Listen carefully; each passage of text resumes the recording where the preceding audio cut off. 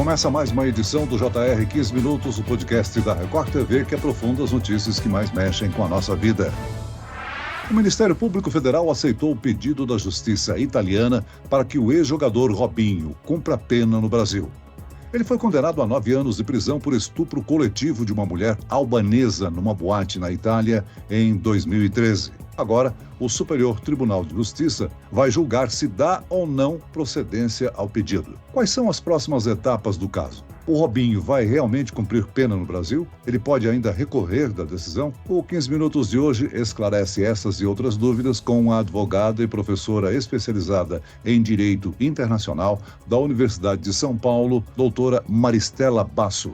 Seja muito bem-vinda ao nosso podcast, doutora. Obrigada. Quem nos acompanha nessa entrevista é a repórter da Record TV em Santos, Fernanda Burger. Fernanda, o jogador deixou o litoral paulista depois que a Justiça brasileira anunciou que pode prendê-lo pelo estupro? Olá, Celso. Obrigada pelo convite. Olá, doutora Maristela. Exatamente, Celso. Robinho seguia levando uma vida de homem livre. Embora com uma vida mais reclusa, poucas publicações em redes sociais, era, sim, visto frequentemente no bairro onde ele mora aqui em Santos, o bairro Aparecida, até jogando futevôlei na praia. Mas, nos últimos dias, ele sumiu. A suspeita é que ele realmente saiu da Baixada Santista. Ele foi condenado a 9 anos de prisão, mas não pôde ser preso e deportado para a Itália, já que, de acordo com a Constituição Federal de 1988, o Brasil não extradita brasileiros natos. Diante disso, a Justiça italiana pediu, então, execução de pena do ex-atleta em território brasileiro, ou seja, ele cumpria a pena aqui no Brasil. A presidente do Supremo Tribunal de Justiça deu prosseguimento ao pedido de reconhecimento da sentença e vai fazer esse julgamento. Fernanda, o caso Robinho ganhou um novo capítulo, mas antes de discutirmos mais sobre esse assunto, vamos relembrar o caso que gerou a condenação. Segundo investigações da Justiça italiana, em 2013, Robinho e mais 5 amigos teriam embriagado uma albanesa de 23 anos numa boate em Milão. A jovem teria sido estuprada coletivamente, é isso? É isso, Celso. Um caso gravíssimo. O atacante Robinho, que hoje tem 37 anos, foi condenado em última instância a uma pena de 9 anos de prisão, no caso que investigava a violência sexual contra uma jovem de origem albanesa em 2013, dentro do camarim de uma boate de Milão.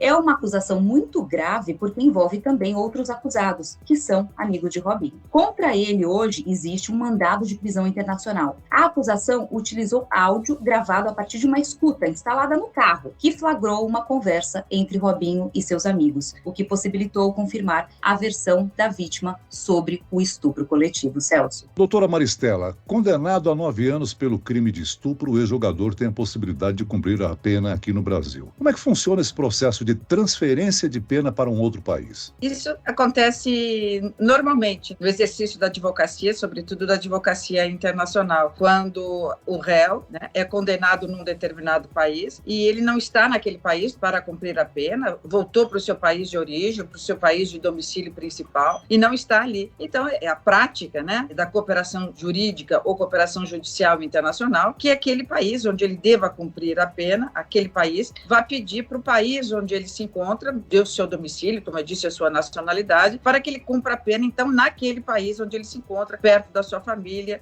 onde ele tem ali a sua rede de afetos e tem toda a possibilidade de se reconstruir e voltar a ter uma vida na sociedade livremente. Então, isso se faz todos os dias. O Superior Tribunal de Justiça recebe, eu não vou dizer dezenas de pedidos por dia, mas eu diria que uns 5 ou 6, no mínimo, ele recebe, tanto na perspectiva penal, do cumprimento de penas no regime fechado, mas também como sentenças civis, de indenizatórias, de pagamento de dívidas, sentenças comerciais, no caso de relações entre empresários. Então, isso acontece todo dia. O STJ já atendeu a um pedido similar ao que está sendo feito em relação ao ex-jogador Mas de Portugal. Ou seja, esse precedente influencia no caso Robinho. Muito, influencia muito. Depois que a competência, porque até a Constituição de 88, a competência de examinar esses pedidos de reconhecimento de uma sentença estrangeira e execução dessa sentença no Brasil era da competência do Supremo Tribunal Federal. Depois da Constituição de 88, essa competência passou para o Superior Tribunal de Justiça, que é mais rápido, não é? Porque são 33 ministros que julgam, então o procedimento ficou mais rápido. E quando foi para o Superior Tribunal de Justiça, também as sentenças passaram a ser estrangeiras passaram a ser reconhecidas no Brasil e executadas com muito mais facilidade do que era no tempo do Supremo Tribunal Federal. Doutora Maristela, é um caso muito complexo porque envolve leis de 2 países. Então, para deixar claro, após esse parecer favorável à prisão de Robinho por parte do Ministério Público Federal e até dos endereços entregues à Justiça, o STJ deu prosseguimento ao pedido. Agora, esse processo de homologação é complexo? Deve ter um desfecho rápido? É possível prever em quanto tempo haveria um julgamento aqui no Brasil? Você tocou num tema muito importante. Quando a gente ouve a imprensa dizer assim, o Ministério Público Federal autorizou o cumprimento da sentença no Brasil. Não é assim, né? Quando o pedido é feito, quem fez esse pedido? O Ministério Público italiano, vendo que o Robinho não iria cumprir a pena na Itália, até porque havia voltado para o Brasil, seu país de nacionalidade, seu país de domicílio, ele então ingressou no Superior Tribunal de Justiça com um pedido para que esta corte nacionalize a sentença italiana, ou seja, a reconheça e a execute, ou seja, determine que o Robinho não fique impune, mas cumpra a sentença no Brasil exatamente como ela foi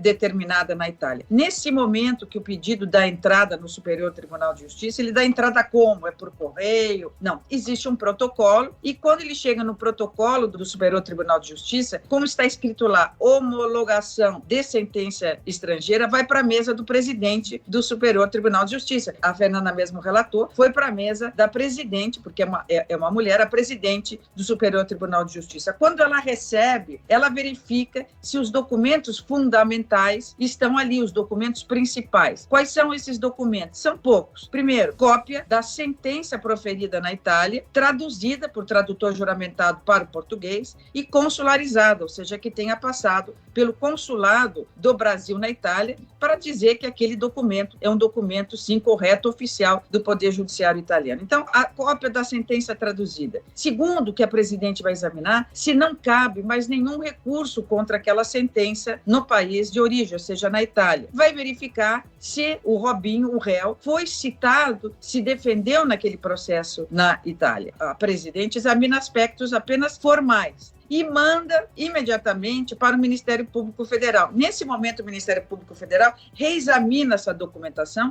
e diz tão somente se concorda ou não concorda com o pedido feito pela Itália, ou seja, se concorda que se abra um processo de reconhecimento dessa sentença ou não. E isso ele faz em 5 dias, então é muito rápido, não há uma análise do mérito, do conteúdo por parte do Ministério Público Federal. Então, o Ministério Público Federal apenas concordou com a tramitação do pedido de reconhecimento dessa sentença contra o Robinho no Brasil. Esse parecer, que é muito simples do Ministério Público Federal, volta para a mesa da presidente e ela então vejam que é um processo aqui no qual o Robinho vai se defender. Ela vai mandar, se já não o fez, citar Robinho, onde quer que ele se encontre, vai citá-lo para que conteste esse pedido italiano em 15 dias. Vejam que ele tem 15 dias para contestar. E ele tem direito de contestar. Se ele contestar, e provavelmente vai contestar, alegando, muito provavelmente, que a sentença italiana não lhe conferiu todos os direitos humanos possíveis e imaginários durante a tramitação do processo, que ele foi injustiçado, ou seja, ele vai sim promover a sua defesa. Então isso, Celso, Fernanda, pode durar até 2 anos. Doutora, então a gente pode até dizer que ele vai ter um novo julgamento no Brasil, caso o Supremo dê realmente prosseguimento para que a sentença possa vir ser cumprida aqui. Agora, em relação à defesa dele, o que pode ser feito? Você citou o que pode acontecer, né? Mas ele tem alguma possibilidade de reverter a condenação da Itália? Ou não? É a última instância e isso não pode ser mais feito. E ainda, a defesa pode questionar essa transferência de pena ao Brasil? Sim, nessa contestação que Robinho fará, e fará sem dúvida nenhuma, ele vai, inicialmente, vai falar agora advogado, né? Ele vai fazer o quê? Ele vai, nesses documentos juntados, a sentença proferida na Itália, a tradução, a consularização, mas a prova de que não há nenhum recurso pendente na Itália, nós sabemos que não há nenhum recurso. Mas quando se fala de processo, é preciso que haja ali na documentação, que tenha sido incluído no âmbito da documentação uma declaração, né, que tenha sido incluída uma declaração do Poder Judiciário italiano dizendo que não cabe mais nenhum recurso de Robinho em território italiano. Deverá estar ali prova de que ele foi citado todas as vezes em que o processo se movimentou, que ele se defendeu, que a defesa, as provas, as testemunhas dele foram corretamente ouvidas. Então, nós, advogados, sempre vamos encontrar a falta de um documento aí nessa parte preliminar. Ou a falta de um documento, ou faltou tradução juramentada numa determinada página, ou de um determinado carimbo. Então, nós vamos encontrar, digamos, algum problema nessa documentação. Ademais de encontrarmos algum problema nessa documentação, nós vamos entrar sempre no mérito. E o mérito vai dizer, olha, ele lá foi injustiçado, ele lá foi objeto de um julgamento no qual o Poder Judiciário italiano mais se inclinou diante da opinião pública e desse fenômeno do denuncismo, né, das mulheres contra os homens, na questão do consentimento, se havia consentimento para o sexo ou não. Sem dúvida nenhuma, a defesa de Robinho entrará no mérito, tentando macular essa sentença italiana de alguma violação de direitos humanos ou de algum excesso, mão pesada do Poder Judiciário italiano.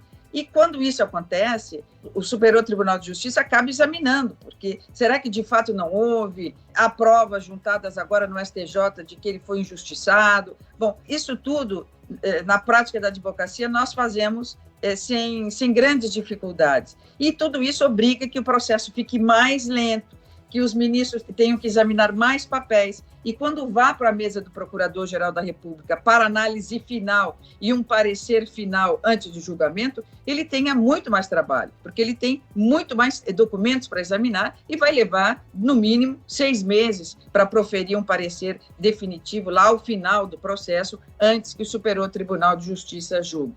Então, é possível, sim, eu não diria que não, porque já vi muitos casos, meus mesmo, que revertemos no Superior Tribunal de Justiça, né? É o direito de defesa que todos temos. Doutora Maristela, dentro desse processo, o STJ, considerando a culpabilidade do Robinho, pode alterar a pena prescrita pela justiça italiana? Sem dúvida. Ele pode, o Superior Tribunal de Justiça, homologar, né, reconhecer essa sentença no todo ou em parte. Pode dizer, tendo em vista o tempo que já se passou, no Brasil ele não cumprirá 9 anos, ele cumprirá 5 anos. E cumprirá 5 anos no regime semiaberto, ou no regime aberto, ou no regime de sistema de tornozeleira eletrônica. Então, sim, o Superior Tribunal de Justiça poderá, é raro que ele o faça, viu, Celso? É difícil, porque muitas vezes, na grande parte das vezes, ele homologa e manda executar exatamente como a sentença vem do exterior. Mas na perspectiva civil e na perspectiva comercial. Na perspectiva penal, eu te diria que, frequentemente, o Superior Tribunal de Justiça faz adaptações até para adaptar o cumprimento da pena ao regime carcerário brasileiro. Digamos que lá onde ele se encontra, hoje onde é o seu domicílio, no Guarujá, Santos ou alguma outra comarca pequena, sequer exista um presídio no qual ele possa cumprir a pena em segurança, tratando-se de uma pessoa conhecida, né? Então, pode determinar adaptar essa pena para uma outra modalidade cabível naquele caso concreto. Um outro caso polêmico é o do jogador brasileiro Daniel Alves. Ele está preso preventivamente desde o dia 20 de janeiro na Espanha, acusado de estupro. Doutora Maristela, esse caso trouxe novamente à tona a condenação de Robinho. Ele ficou ainda mais na mira da justiça brasileira, não? Essa situação pode influenciar na decisão? Sim, Celso, porque a gente sabe que, em teoria, né, a justiça ela é cega. É justamente para a corte, para o Poder Judiciário, para o juiz que julga,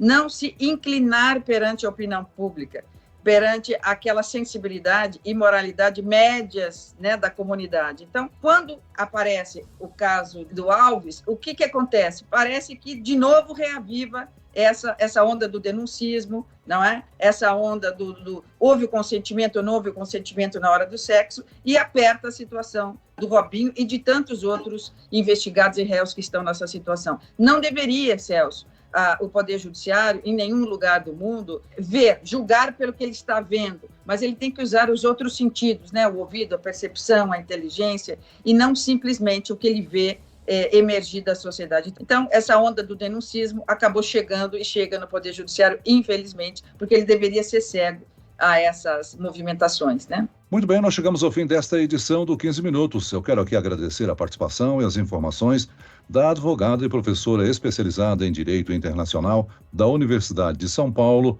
Maristela Basso. Muito obrigado, doutora. Eu que agradeço a vocês. E agradeço a presença da repórter da Record TV em Santos, Fernanda Burger. Obrigado, Fernanda. Obrigada, Celso. Obrigada, doutora Maristela.